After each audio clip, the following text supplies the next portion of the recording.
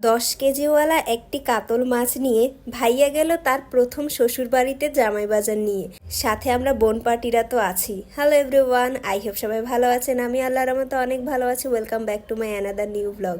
বিয়ে করলেই তো আর সব ফর্মালিটি শেষ হয়ে যায় না, বিয়ের পরে শুরু হয় যত সব প্রধান প্রধান ফর্মালিটিস। তার মধ্যে প্রধান ফর্মালিটিস হচ্ছে জামাই বাজার বা ফিরানি যাওয়া। ভাইয়ার বৌভাতের পরের দিনই হচ্ছে আমরা জামাই বাজার নিয়ে ভাবিদের বাড়িতে যাচ্ছিলাম, যেটাকে আমাদের গ্রামীণ ভাষায় ফিরানি বলে।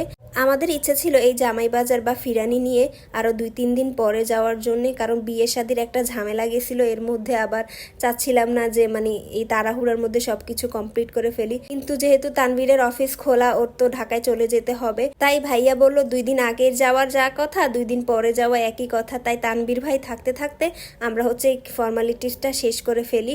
তো যেমন কথা তেমন কাজ, আমরা হচ্ছে বৌভাতের পরের দিনই ভাবিদের বাড়িতে আসি। তো দুপুরবেলা আমি ভাবি আমরা বোনরা সবাই মিলে চলে আসছি ভাবিদের বাসায়। দুপুরে এখানে আমরা লাঞ্চ করব, আর ভাইয়া তানভীর ওরা সবাই হচ্ছে সন্ধ্যার দিকে জামাই বাজার করে দেন হচ্ছে ওরা আসবে, এবং রাতে একসাথে আমরা সবাই খাওয়া দাওয়া শেষ করে বাসায় যাব। আর তানভীর হচ্ছে ঢাকায় ব্যাক করবে আমার শাশুড়ি ভাসুর ওদেরকে নিয়ে। আমরা তো অলওয়েজ লেট লতিফ, সবসময় কোনো জায়গায় যাওয়ার আগে দেরি করে ফেলি। মেয়ে মানুষ সাজগোজ করে রেডি হয়ে আস্তে আস্তে অলওয়েজ লেট। আমরা ওই দিন ভাবিদের বাসায় আসার সময়ও আস্তে আস্তে প্রায় আমাদের 1:30 কিংবা 2টার কাছাকাছি। তারপরে ঠান্ডা ঠান্ডা শরবত খেলাম। খাওয়ার পরে আপুরা হচ্ছে আমাদেরকে দুপুরের লাঞ্চটা দিয়ে দিছিল। দুপুরের লাঞ্চ করার পর ভাইরে ভাই এত গরম, সহ্যই হয় না। আর বললাম না, তাপমাত্রা তো এখন বাংলাদেশের কি অবস্থা সবাই কম বেশি ভালো জানেনি। সন্ধ্যার দিকে হঠাৎ করে দেখি বিদ্যুৎ চমকাইতেছে আকাশের মধ্যে। দেখে তো মহা খুশি হয়ে গেছি, হায় রে আল্লাহ, মনে হয় বৃষ্টি হবে। অনেক মনে একটা আশা নিয়ে বসেছিলাম, কিন্তু কোথায় আর বৃষ্টির দেখা, বৃষ্টি তো নাই। আকাশে পুরা বিদ্যুৎ চমকাইতেছে, কিন্তু বৃষ্টির কোনো দেখা নেই। সন্ধ্যা 7টার দিকে ভাইয়ারা সবাই চলে আসছে ওদের জামাই বাজার নিয়ে, এবং আসার পরপরই হচ্ছে আমাদের সবাইকে নাস্তা দিয়ে দিছিল। আমরা অবশ্য ভাইয়াদের জন্য অপেক্ষা করতেছিলাম, ওরা আসলে আমরা সবাই মিলে একসাথে নাস্তা করব। তাই আর আগে আমরা নাস্তা করি নাই। তো ওরা আসার পরে যখন আমাদেরকে নাস্তা দিছে তখন আমরা সবাই মিলে একসাথে নাস্তা করতেছিলাম। আর তানভীর তো এদিকে টেনশন মাথা ভর্তি, কখন এই ফর্মালিটি শেষ করে তারপরে বাসায় যাবে। আর সুমন ভাই তো বরাবরই হাস্যরসিক মানুষ, যেখানেই যায় সেখানেই সবাইকে হাসিয়ে একবার পেট ব্যথা করে ফেলে। দেন হচ্ছে নাস্তা টাস্তা করার পরে 1 কাপ চা তো মাস্ট বি লাগবেই। তো চা খাওয়া শেষ করে এখন হচ্ছে ভাইয়া যেই বাজারগুলা নিয়ে আসছিল সেটা হচ্ছে ভাবির বোন আপুরা হচ্ছে সব কিছু বের করে ওদের যে আত্মীয় স্বজন আছে তাদেরকে দেখাইতেছে। আমাদের এদিকে না এই জিনিসটা সবাই অনেক জামাইরা যখন প্রথম শ্বশুর বাড়িতে যায় তখন হচ্ছে জামাই বাজার করে নিয়ে যায়, একবেলা বাজার করে তার শ্বশুর শাশুড়ি সবাইকে খাওয়ায়। তো এটা হচ্ছে বিয়ের 2 দিন পরও হয়, 2 কিংবা 3 দিন পর, বা বিয়ের পর দিনও হয়। ম্যান্ডেটরি না যে বিয়ের পর দিনে করতে হবে, কিন্তু যায় সবাই জামাই বাজার নিয়ে। এটা জামাই বাজারের প্রধান আকর্ষণ হচ্ছে মাছ, যেটাকে খুব মূল্যবান করে ধরা হয়। ফোকাস থাকে মাছটার উপরে। মাছ যত বড় হয় তত দেখতে সুন্দর লাগে।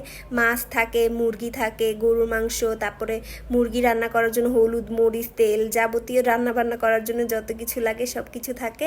তারপর হচ্ছে সবজি থাকে অনেক ধরনের, যত ধরনের সবজি থাকে সব পদ থেকে একটু একটু নিতে হয়।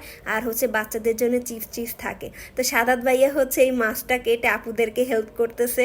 মাছটা এত বড়, এই মাছটা আপুরা একা কাটা সম্ভব না কোনোভাবে।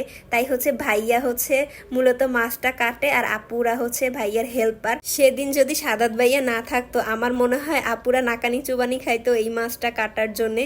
ভাইয়াকে অনেক অনেক ধন্যবাদ, কারণ ভাইয়া মাছটা কেটে দেওয়ার কারণে বড় আপু তাড়াতাড়ি করে রান্না করে দিছে, এবং সেই মাছ খেয়ে তানভীর ঢাকায় তাড়াতাড়ি পৌঁছাইতে পারছে। তাই আমি অনেক বেশি হ্যাপি। আর মাছটা কাটতে সত্যিই অনেক বেশি কষ্ট হয়েছিল, কারণ অনেক ভারী, তো একজনের পক্ষে কাটা এটা কোনোভাবেই সম্ভব না। তো 3 জন মিলে 1-1.5 ঘন্টা সময় নিয়ে তারপরে মাছটা কাটতেছে। তো মাছ কাটা দেখে আসার পরে এখন আমরা একটু রেস্ট করতেছিলাম। আর রাত প্রায় 9:30 বাজে। তানভীর বলে তাড়াতাড়ি করে আমাদেরকে খাওয়া দাওয়া দিয়ে দে, যা হয়েছে তা দিয়ে দেন, খেয়ে আমাদের ঢাকা ব্যাক করতে হবে। আর এই যে মাছটা বড় আপু খুব সুন্দর করে রান্না করছে মাছটা, আর অনেক মজাও হয়েছিল তাজা মাছ দেখে। তো সাদাত ভাইয়া কাটার কারণে আর বড় আপু রান্না করার কারণে আমাদের কপালে এই মাছটা জুটেছিল এত তাড়াতাড়ি। জাস্ট জোকিং, এটা মজা করার জন্য বলছিলাম। তো ওরা আমাদের জন্য অনেক আইটেম অ্যারেঞ্জমেন্ট করছিল। এটা এখন না, আপুরা বরাবরই হচ্ছে আমরা যখন যাওয়ার কথা শুনে তখন হচ্ছে অনেক কিছু আয়োজন করে। ওই জন্য আমরা সবসময় আপুদের প্রতি কৃতজ্ঞ, আর অনেক ভালোও লাগে কারণ আপুদের হাতে এত মজার মজার খাবার খেতে পারি। তো খাওয়া দাওয়া শেষ করে এখন হচ্ছে আমরা আমাদের বাড়িতে চলে যাচ্ছি। ভাইয়া এবং ভাবি হচ্ছে থাকবে, দেন ওরা হচ্ছে পরের দিন সকালবেলা যাবে। আর রাতে হচ্ছে আমরা সবাই বাসায় ব্যাক করব। সেখান থেকে হচ্ছে তানভীর এবং আমার শ্বশুর বাড়ির সবাইকে নিয়ে তানভীর হচ্ছে মানে ঢাকায় চলে যাবে। তো এটাই ছিল আমার আজকের ভিডিও। আশা করছি ভিডিওটা আপনাদের সবার কাছে ভালো লেগেছে। সবাই ভালো থাকবেন, সুস্থ থাকবেন, আর আমাদের জন্য দোয়া করবেন। আল্লাহ হাফেজ।